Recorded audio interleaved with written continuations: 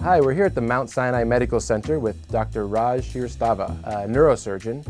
This is not the first time that I've met the good doctor. He actually performed neurosurgery on me back in 2005 when I had a neurosurcosis, which is a tapeworm larvae that you ingest and migrates to your brain and actually lives there for a while. A series of doctors led me here to where this doctor opened my head up and actually took the cyst out.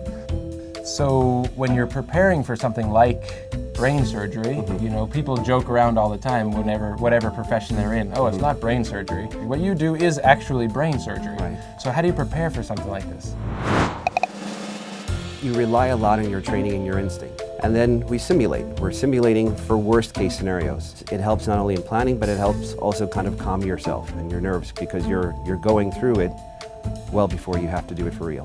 If a musician messes up, he might get a tomato in his face, right? If you mess up, you might have a body on the tape. It's a lot of pressure. It is a lot of pressure, and I think, again, it goes back to part of it is preparation, part of it is recognizing that your training gives you good instincts, and you can rely on that in times of crisis. So what I do when things don't go well is you kind of pause, you literally take a breath, and you try to look for the simplest and most direct way of fixing the problem. I think it's human nature when something doesn't go well to try to overcorrect. You try to do too many things, you can actually make a scenario from bad to a lot worse. A couple of years ago when I was on your operating table, I was pretty nervous and just trying to, stay calm myself.